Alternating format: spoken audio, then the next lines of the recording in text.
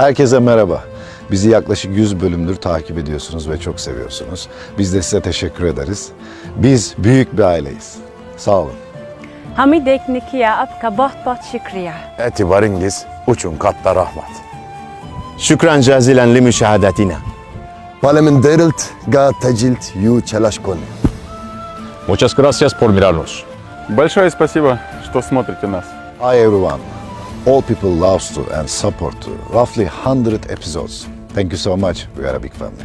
100. bölümü geride bırakıyoruz. Bir hikaye uğruna verilen mücadeleyle büyür.